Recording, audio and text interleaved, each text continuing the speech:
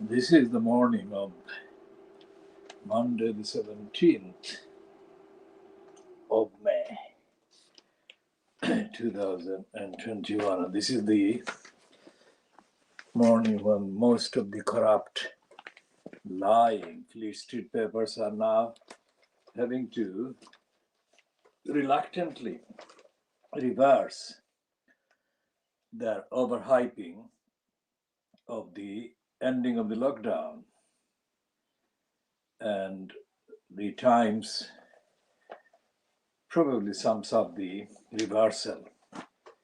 Not all of them are reversing, as we shall see, but this is the one that the Times is running, which is saying that holiday plans thrown into chaos. Now, this is stupid because the emphasis is on holiday. Absolutely stupid and idiotic.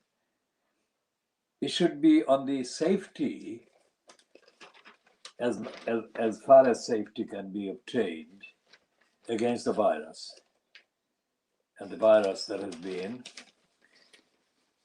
spreading, directly resulting from the arrival of thousands of Indians due to Boris Johnson's collusion with Narendra Modi.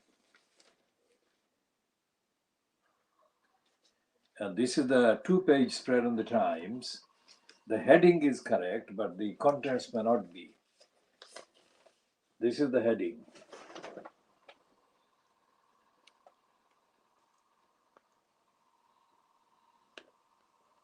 And the heading says, spread of Indian variant brings threat of more local lockdowns.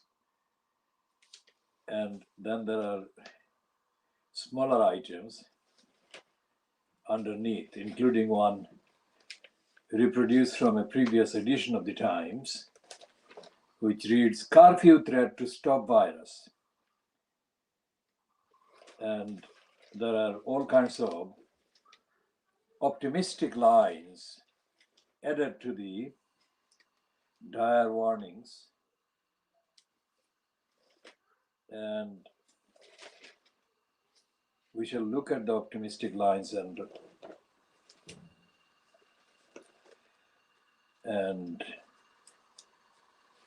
other lying tactics, including the absolutely poisonous liar, Trevor Terrible Kavanagh, the crook that is on the scum, Rupert Murdoch's dirty digger, Rupert Murdoch's scum. He says, despite the Times, which is also owned by the dirty digger, despite this, Trevor Terrible Kavanagh says the Indian variant of the virus is nothing to worry about. Well, he says nothing to panic about, but it's the same thing. What he's saying that he's dismissing it. He's saying, my sage advice, we don't need to panic. This criminal needs prosecuting, and I'm not joking. This is a racist criminal that actually overdid the Brexiteering hype, persistently overdid the Brexiteering hype. And it says,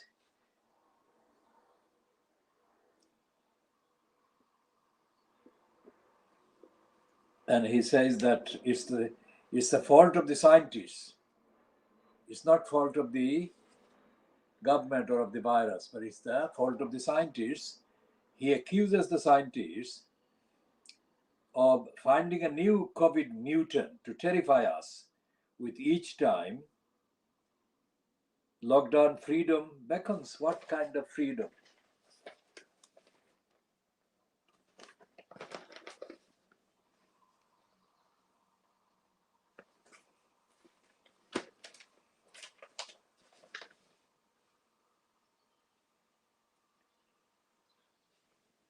And The scum is running on the front page.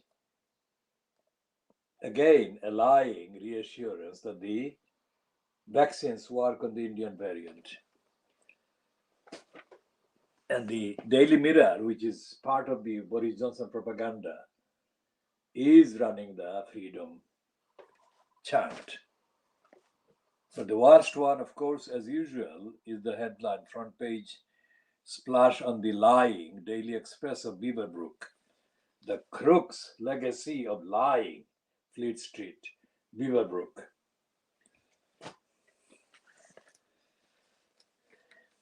And the Daily Mail is facing both ways.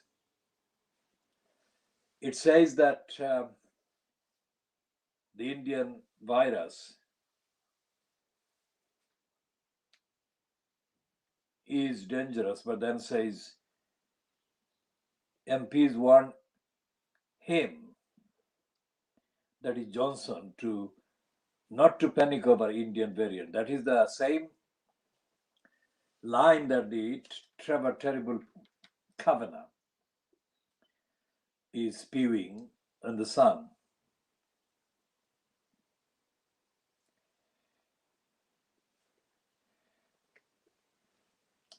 And the Daily Mail is running a front page piece about Harry's mental health. They're not doing that sympathetically. They're saying that he's gone. His mental equilibrium has gone because he has had too much therapy. So they will not relent until Harry is totally destroyed. And the propaganda by the Daily Mail and the scum and Piers Morgan and others against Meghan Markle and against Harry is geared to destroy Harry.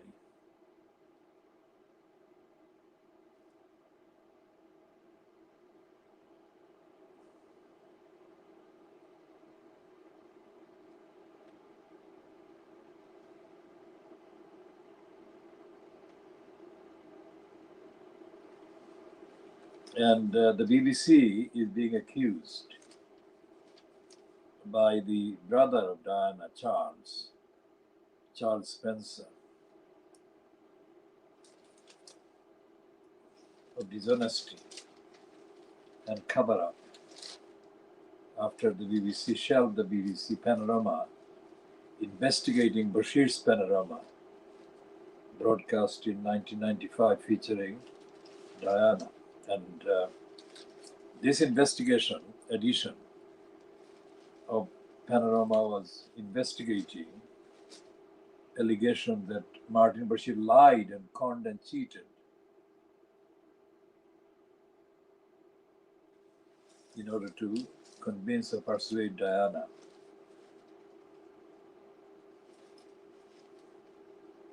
to appear on the program.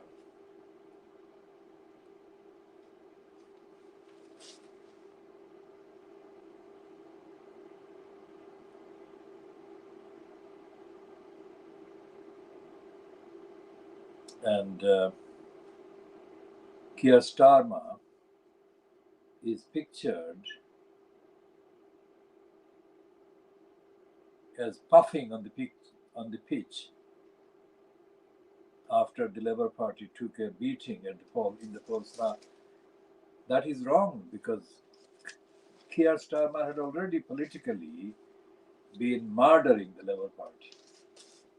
So it's nothing to do with the political sympathy he might have had for keeping the Labour Party alive. That's not the case. He couldn't care less. He was the murderer of the Labour Party.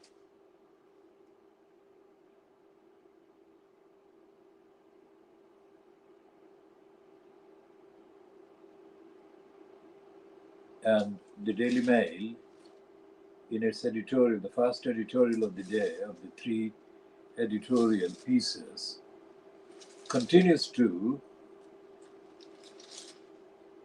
shore up Boris Johnson and says there's no need for panic. As the COVID clouds lift, they don't.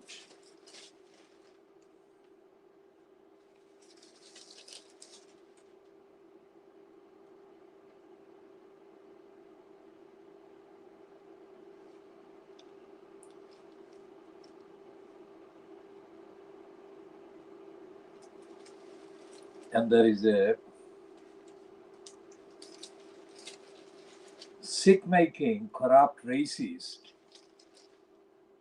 piece based on diversity. There is a picture of an African origin woman, nurse, who died of COVID.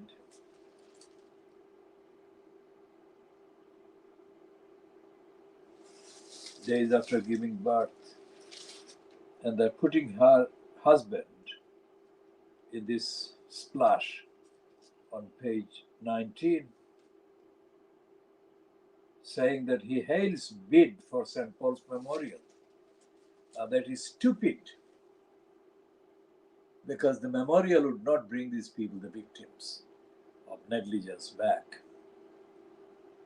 What would bring them back is the reversal of the entirely corrupt and deadly, negligent culture of this Johnson-fronted cabal of a government, and to equip the personnel and the health kind of industry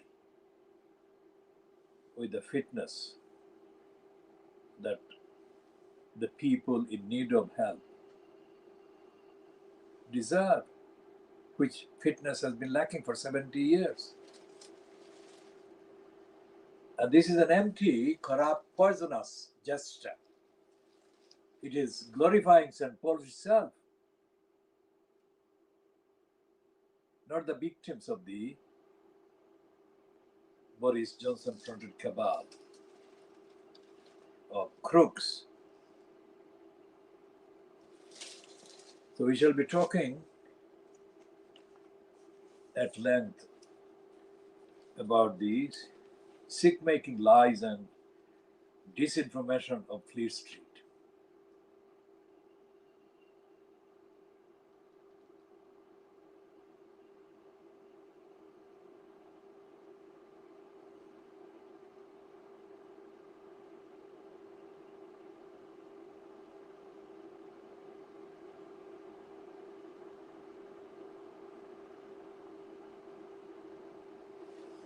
So Marina Huila, now anyone watching this may have noticed that at least once we may have referred to Marina Huila as Maria Warner. That's because of the confusion with the first letter of the second name, Huila and Warner. So we correct that one at this opportunity. And if anyone finds any similar kind of unintended inaccuracy, they can tweet a message if they are 100% convinced of the inaccuracy having occurred. Otherwise, don't communicate, because we don't enter into correspondence. Because of time, resource, and for a very good reason about to do with the law, data protection and so on.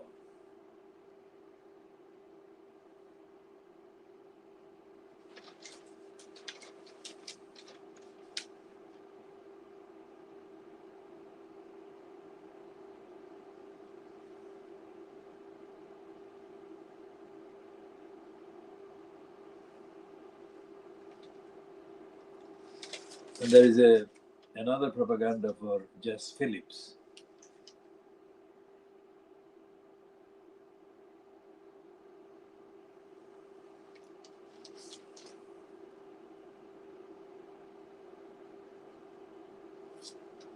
And page 6, there is a piece about at least 42 people killed by Israeli airstrike in the deadliest Israeli attack on a single day on the Palestinians.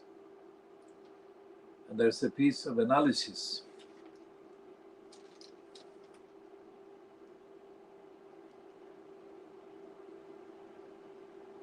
by someone called Borzan Daragai.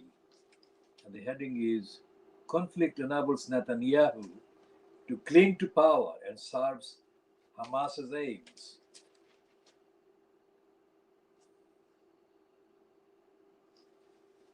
And Marina Wheeler is quoted as saying in this piece by Adam Sharwood, "My mother walked out of our marriage, so hats off to her." And we agree entirely with Marina Wheeler. Now, that is the marriage that was with Charles Wheeler of the BBC.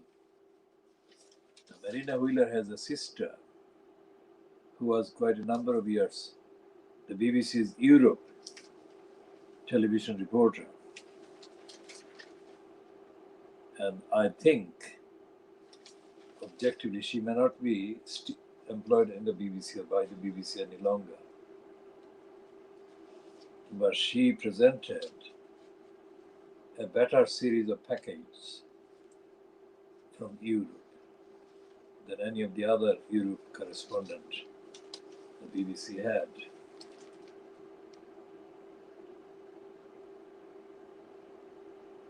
And Camilla Cavendish, the racist criminal liar, has got a platform here, peddling Boris Johnson and politically advising him how to fix the divide between North and South of England. Whatever she is saying is not acceptable because underlying all the problems that Boris Johnson keeps creating and has been creating,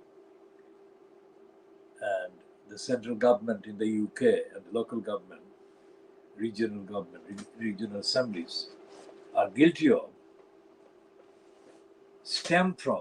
entirely stem from, and are based on the lies. The lies and the absolute absence of accountability. And that is the central problem. If there were accountability in place, then Cameron, the sleazeball, would not be doing what he has been doing, both the corruption that has come to light and also the corruption that has yet to be publicly admitted.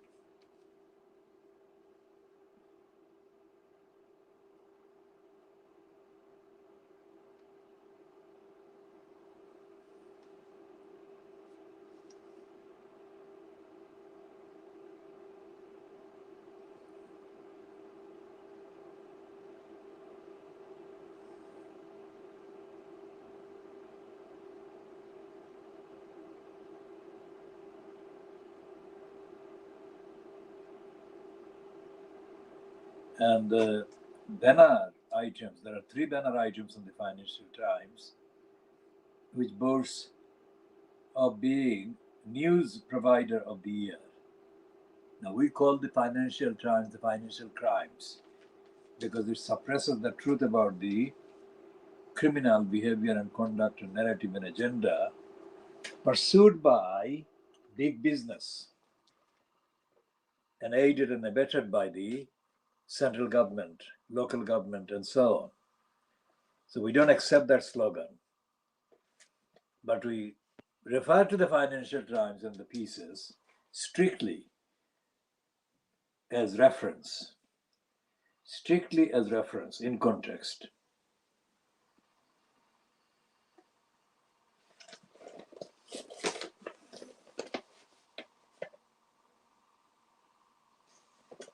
And this piece about business life, written by Pilita Clark, the heading is "Empty Offices on Mondays and Fridays Spell Trouble." Now we'll be talking about the pre-pandemic normality and the pressure by the big business and the anti-societal elements to reinstate the anti-pandemic type of normality at the expense of society, expense of public health, and expense of the people's safety.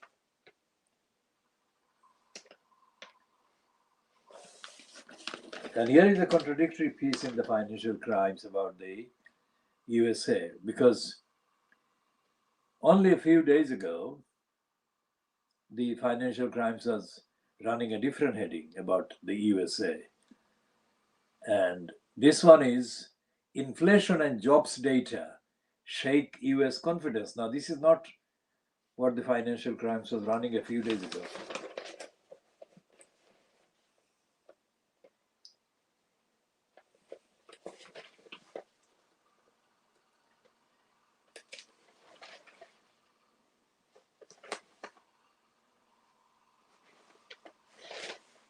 So we shall be looking at that. And there is a headline that is accurate about Palestine. Bombs and blockade leave Gazans with nowhere to turn. And the subheading is Israel's, within quote, victory doctrine brings fear and death to crowded Palestinian territory. Now, this is not like a piece from the archives. This is happening. This is happening in real life, and this is happening on a scale that was not seen publicly as happening during the years 1939 to 45.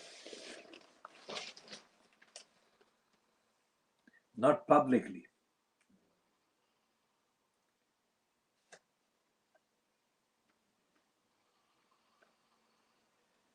And there is a piece about virtual learning, and it's headed, Online Schools Hope Lessons of Pandemic Will Go Mainstream.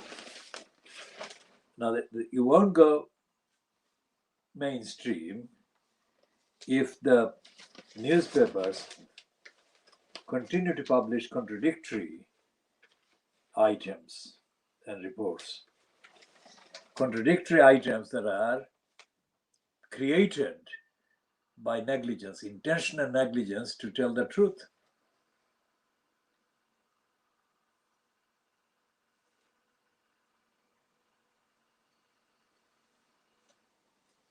And there is a piece about cyber crimes and cyber criminals.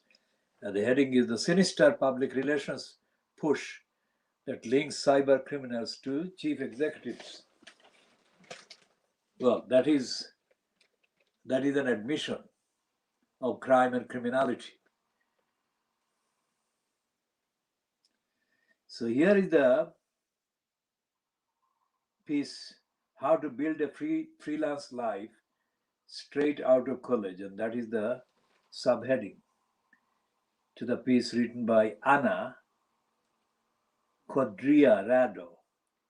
Budgeting and CV writing skills are key for young workers who want self-employed freedom. And Elsa Monteith, who is building a career doing various freelance jobs, including as a presenter on Platform B in Brighton.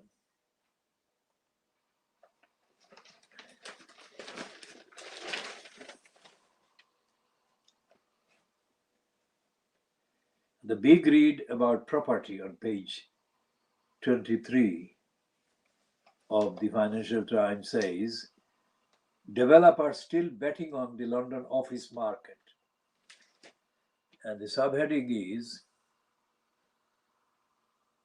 even though the number of people working in offices is expected to be permanently lower, there have been bidding wars for vacant sites. Investors believe there will be strong demand for modern buildings.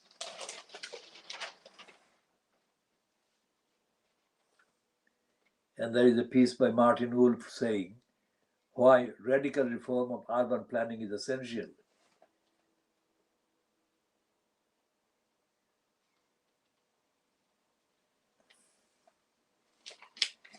And the Financial Times pretends to be aware of the short kind of loophole in the UK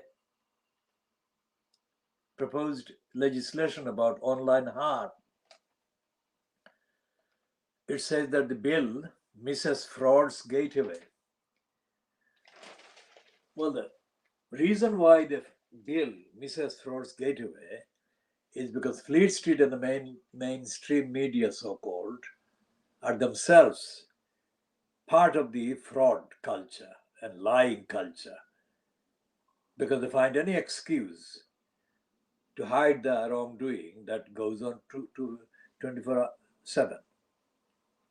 And there is nothing in this Financial Times today that anywhere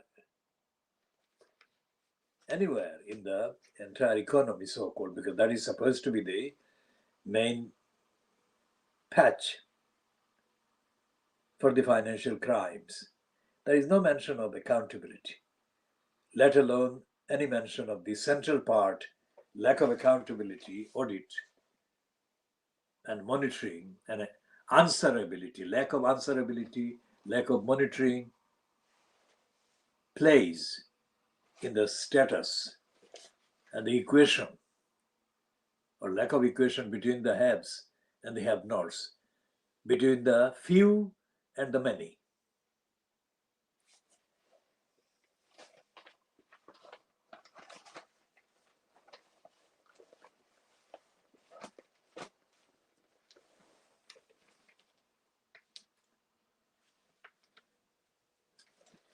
So let's see inside the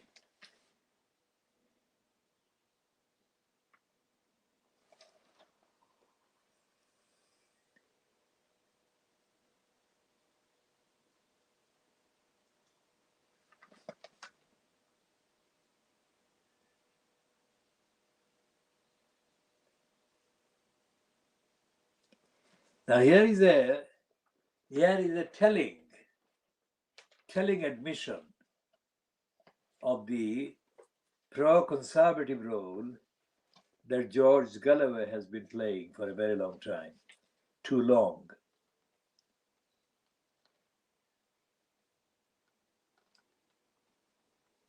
Now the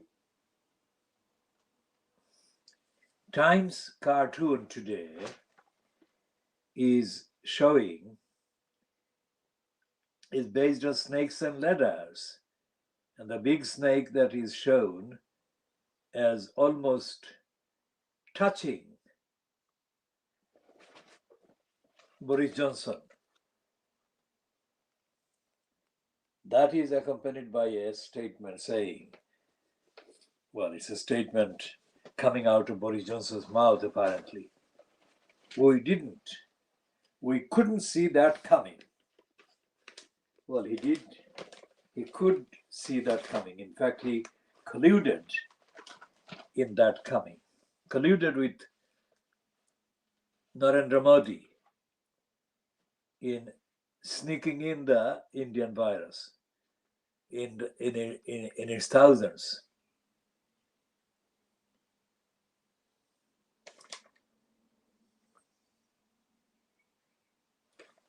And there is a piece by this criminal, Julian Glover, who is described as the author of Man of Iron, Thomas Telford and the Building of Britain.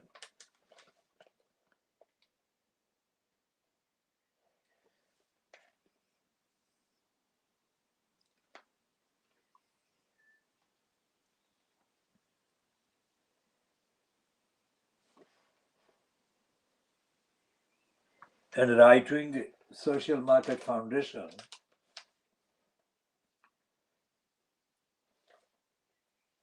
quote director, the racist James Kakap, has been given a space in the Times, saying that until her opponents address voters' concern, Priti Patel will keep winning the debate on immigration. Now, this is to be seen separately, totally separately from the factor of the Indian virus being brought into the UK by thousands of people being allowed to fly into Britain every week. Because the James Karkap piece is not critical of Narendra Modi. And that shows that the Social Market Foundation is another corrupt outfit.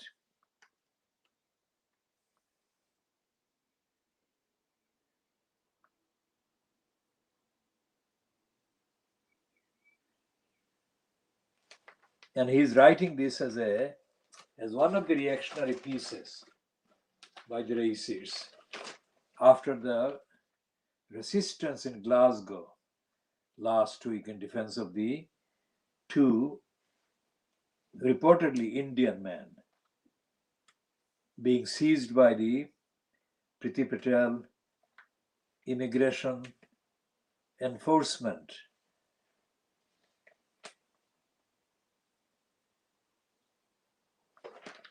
And Karkap is saying,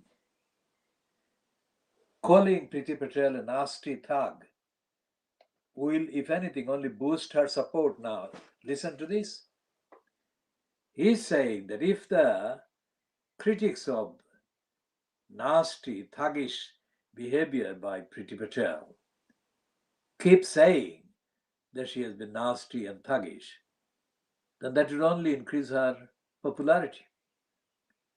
I mean, what does it say about society?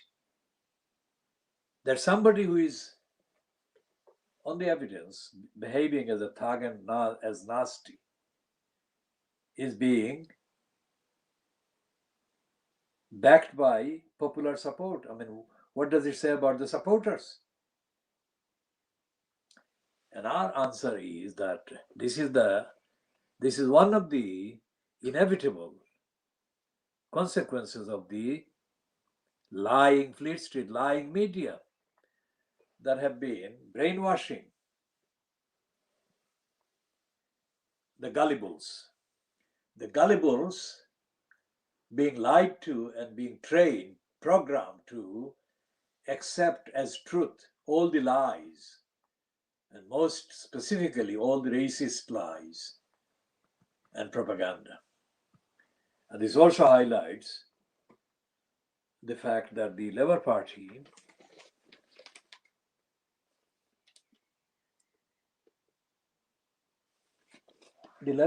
has been politically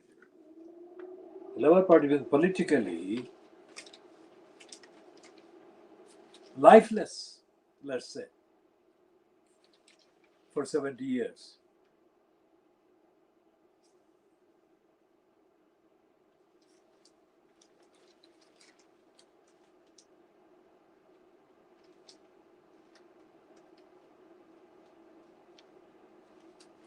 And what is it saying about the region? What region is it talking about?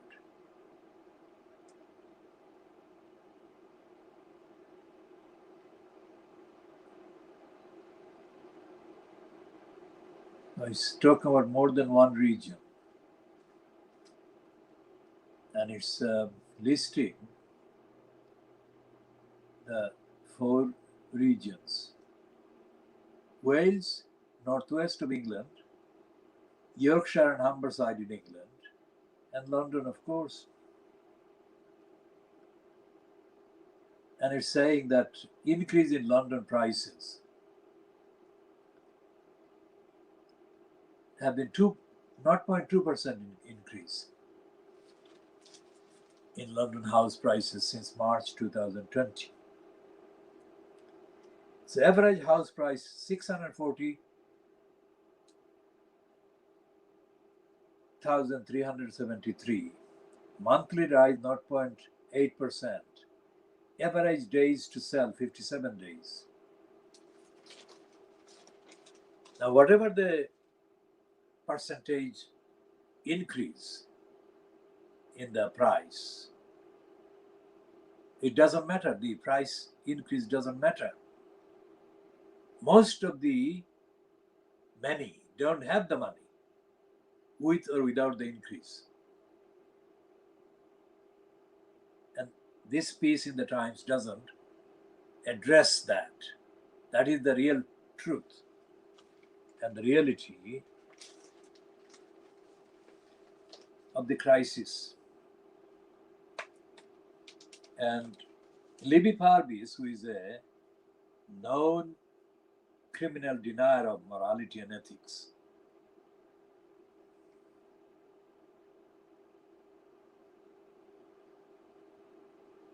is given the heading, which is again contradicted by the contents underneath. Moral superiority is the curse of our times. And the second line, which is the subheading, contradicts that immediately. From David Cameron to Prince Harry, those asserting their own virtue should recognize that sin exists at every level. Now, if sin exists at every level, then moral superiority is bound to be part of the reality, and it cannot be dismissed as the curse at all, let alone curse of our times.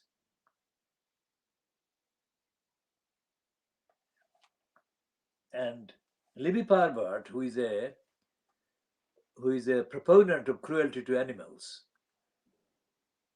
does not deserve a space or a platform in the Times or anywhere on the BBC, where she has been given too many platforms for too long, because she is herself a sinful person, a denier and a perpetrator of cruel thoughts and cruel ideas and cruelty to animals, especially cruelty to cats.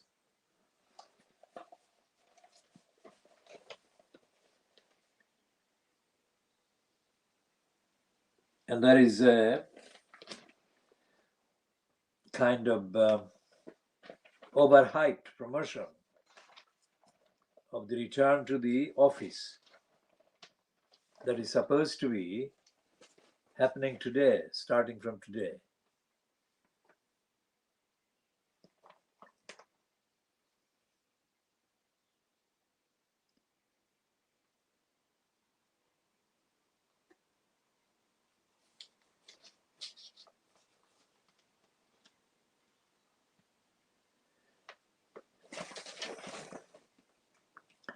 And there is a piece about cryptocurrency and the threat it poses. According to Michael O'Dell, who is sharing his experience on what his son is doing, investing in cryptocurrency. And there is a piece on Time section 2 again, headed, "We need tech billionaires to give money." Well, that is only part of the kind of imperative.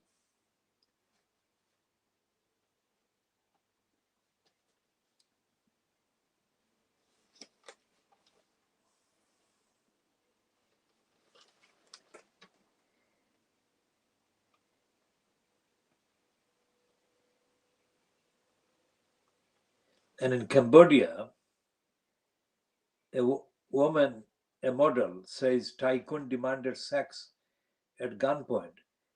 It was presented to the police as a straightforward case of assault. A rich Cambodian businessman attacked with a knife and robbed of his phone. But the case of Hang Sia, a wealthy glass magnate, and Min Pik Rita, a model and television presenter, has developed into a bitter drama that has divided Cambodian society.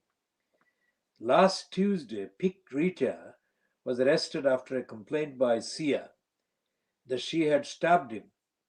By the end of the week, she was free after accusing him of attempted rape at gunpoint, amid a surge of support expressing outrage at her plight and that of Cambodian women generally. The case went viral after supporters of Peach Rita, known by the nickname Yobi, posted a recording of her weeping to her mother after her arrest. "I'm disgusted with myself," she says in the video. "When I close my eyes, I see him touching me. He had a gun. I was very scared. He wanted to hurt me."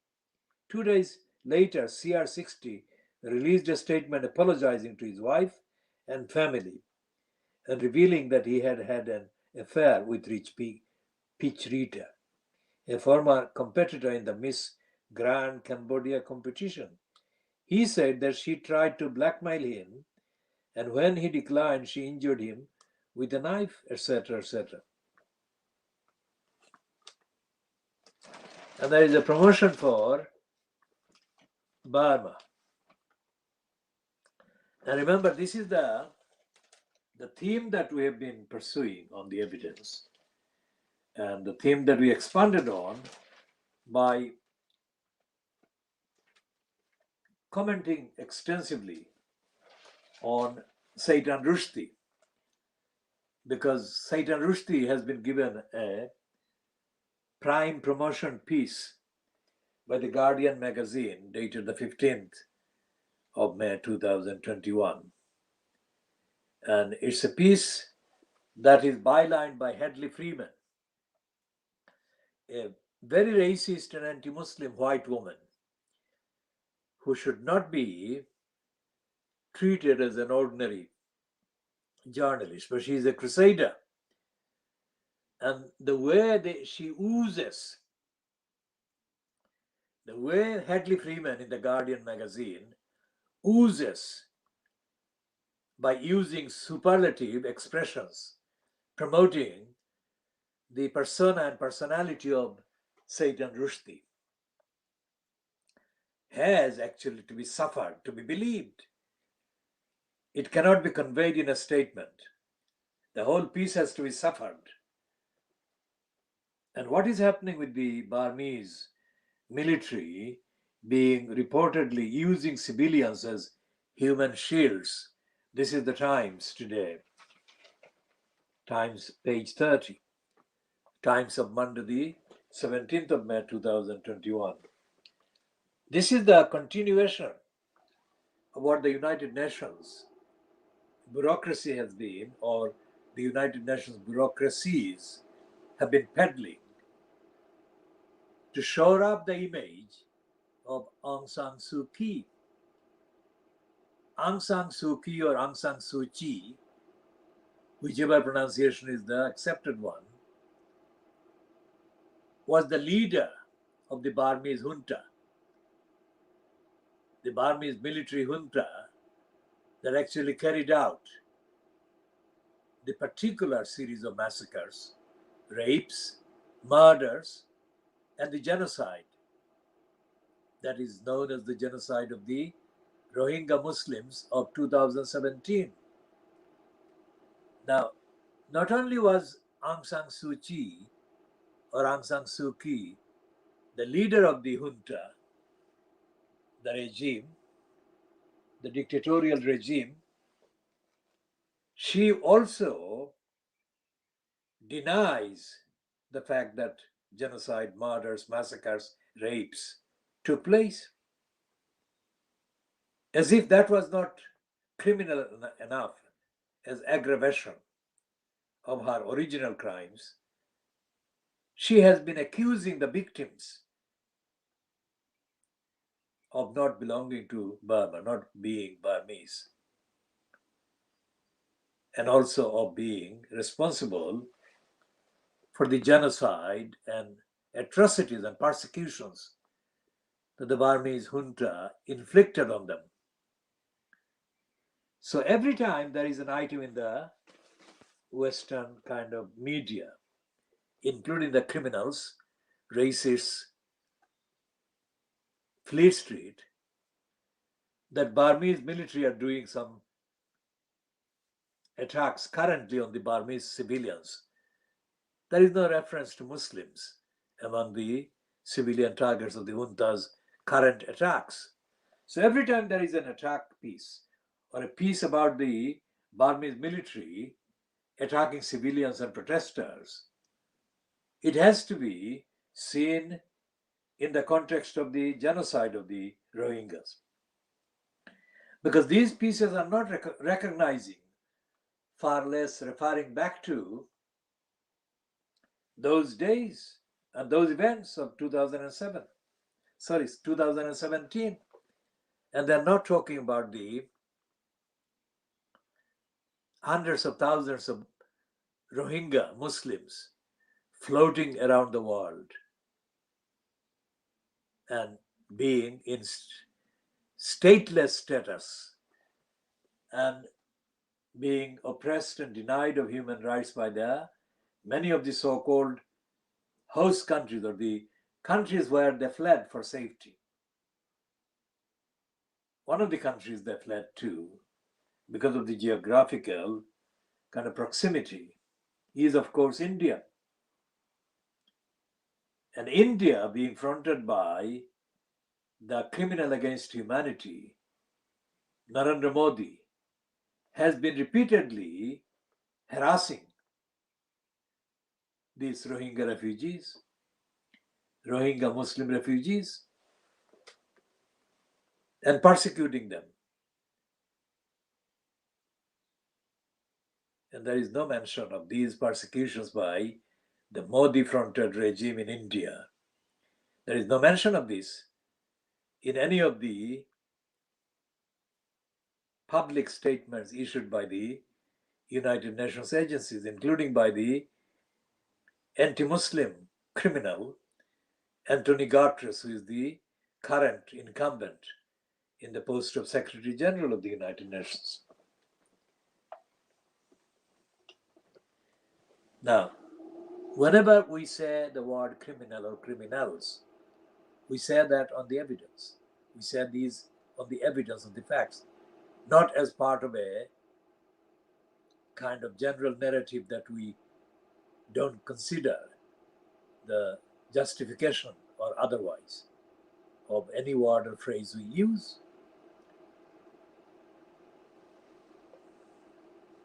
Narendra Modi was probably the only foreign state head who flew to Rangoon, the Burmese capital, immediately after the world heard the news of the genocide of the Muslims. And Modi went to Burma while Aung San Suu Kyi was in post. And Modi went there to praise, congratulate Aung San Suu Kyi for the genocide of the Muslims, of the Rohingyas, the attacks on the Rohingya Muslims. So it's not like he was doing it in secret. He was brazen. So in effect, he aided and abetted the genocide, quote, after the event or after the acts, as the criminal law in English has it. So Narendra Modi became a participant in the genocide by aiding and abetting and by kind of colluding with the propaganda by the perpetrator Aung San Suu Kyi. And he went back to India and he started persecuting as many Rohingyas that had fled to India as he could find. And the persecutions have continued to this day into the 4th calendar year since the genocide and the brutal serial persecutions that have been following against the Rohingya Muslims. So, how does the United Nations anti-Muslim Anthony Guterres feature in all of this? Simple, because not long after Modi went to Burma to congratulate Aung San Suu Kyi on her, quote, leadership in the genocide program against Muslims, Anthony Guterres arrived in India. And instead of going to Burma, or instead of talking against the Burmese genocide, persecution and massacre, rapes of Muslims, Guterres issued serial spiels and spewed praise for Narendra Modi in India. And since 2017, the United Nations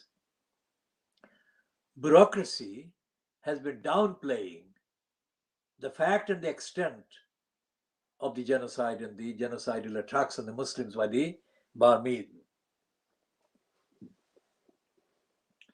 It's only under other organizational pressure on the United Nations that it reluctantly agreed to appoint a former Secretary General to, quote, look at the Burmese genocide of the Muslims.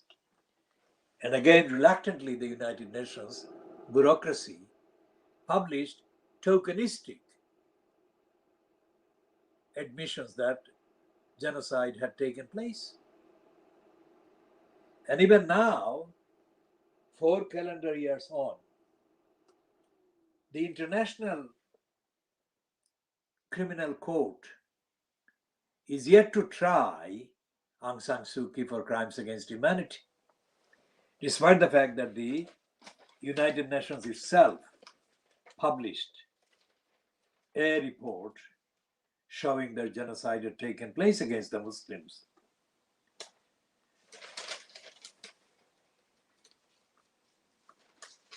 And when the Times runs this one, I'm left with only the memory and scent of my children.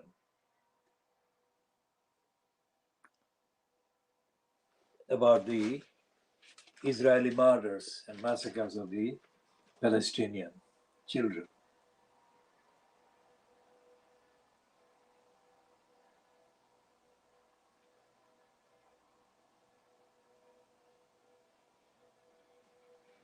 And the Times is trailing this thing that at 5 o'clock the Times radio will broadcast in the world at 5 how COVID blunders are catching up with Modi. Well, that is a completely criminally irresponsible understatement. Modi has not committed blunders at all.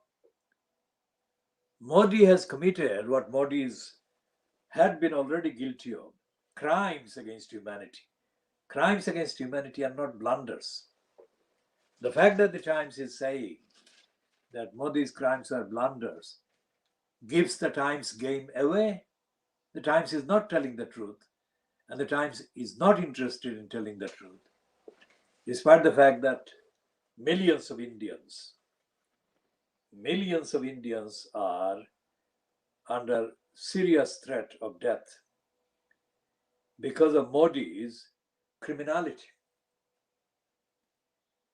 And the details of Modi's criminality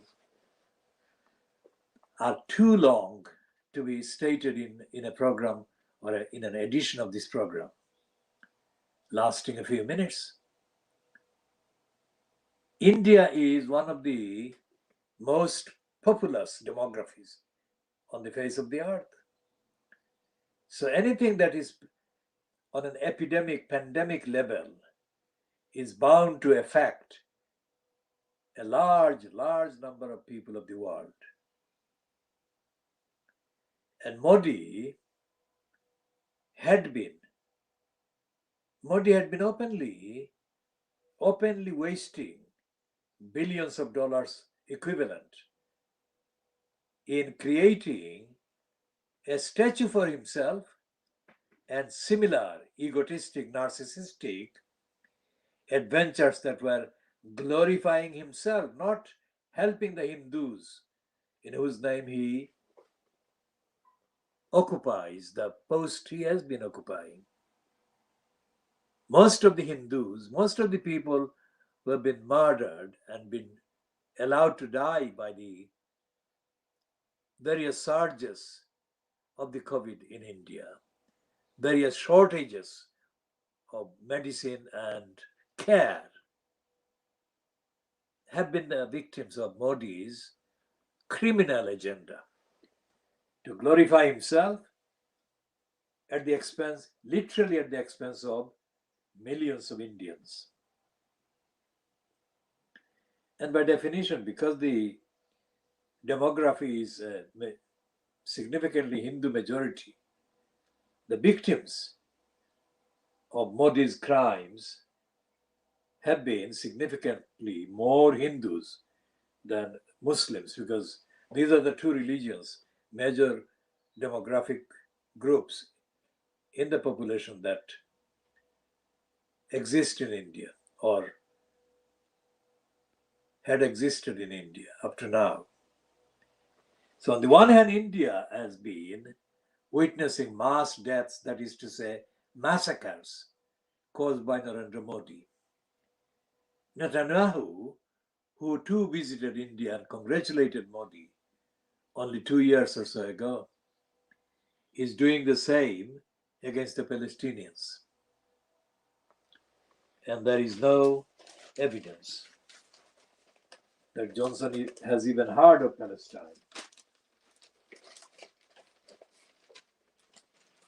And nor has Starmer. Remember Starmer?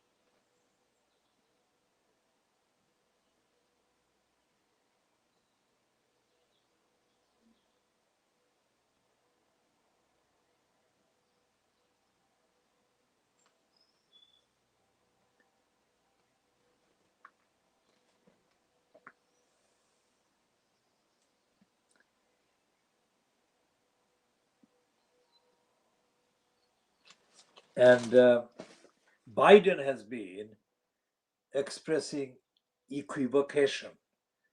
He's been equating the Palestinians, the victims of the massacres, with the Israeli state. I mean, no factual evidence exists that justifies that kind of equation. But that's what Biden is doing. And Biden has got a long record of being hostile to the rights, the human rights of the Palestinians. And the people in the Democratic membership of the Congress are still not speaking out against the persecution of the Palestinians. And the British actually have given arms and weapons to the Israeli state during the last week or so, thus becoming party to the attacks on the Palestinians. And the role of the British state and the British politicians in imposing attacks and violations and violence against the Palestinians goes back decades, if not longer.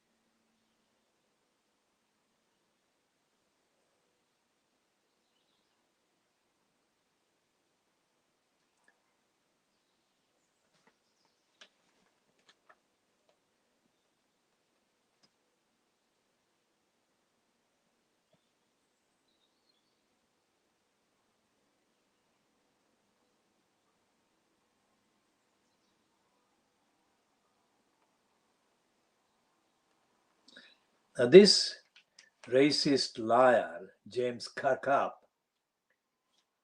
said immigration has become an increasingly polarized debate.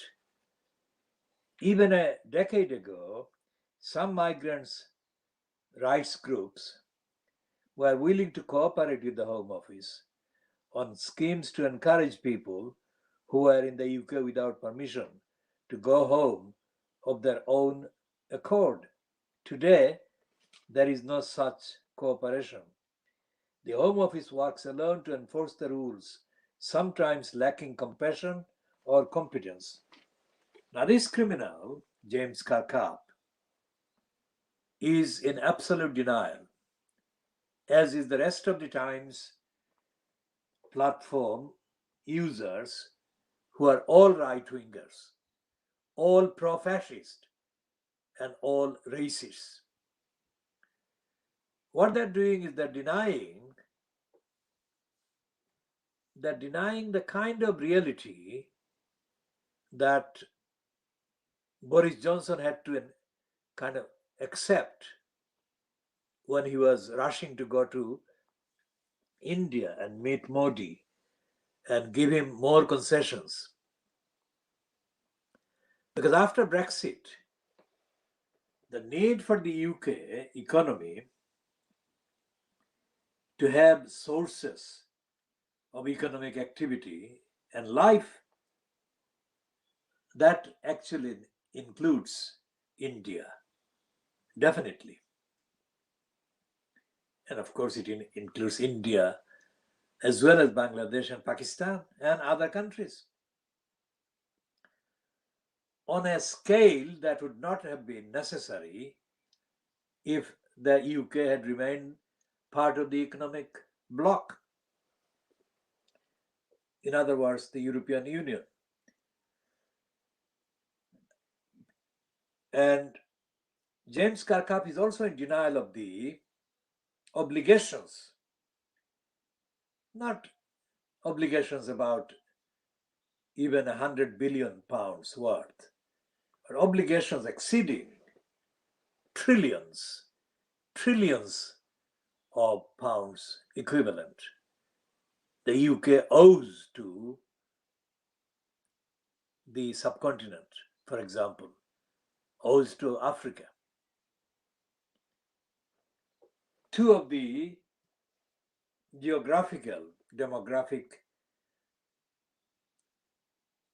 originating areas in the context of migration to the UK. And the need, the poverty that drives a lot of the people to want to migrate to a so-called Western country or Western economy is a direct continuation of the empire. And Haque has no acknowledgement of that, nor has the Times anywhere else, nor has the Financial Times, nor indeed has the Guardian. Despite the fact that in the recent months, the Guardian has become embarrassingly kind of engaged in promoting images of mainly African origin men and women as role models and as speakers, advocates, and so on. The Guardian is doing that by appearing to be endorsing or reluctantly agreeing to recognize the people of the African origin, male and female. But it's not actually acknowledging the existence and the role and the effect of empire continuing.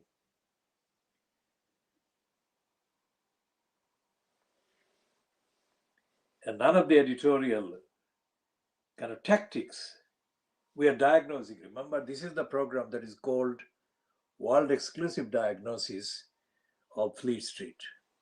That is the British papers that effectively represent and resemble the agenda and the narrative pursued by the British government and British Parliament. That's what the diagnosis is kind of addressing and focusing and examining. And the diagnosis, therefore, is not just what appears in the papers, but the underlying factors and forces and the narratives and the agenda behind the appearance and the apparent contents. We shall be continuing this in the later parts.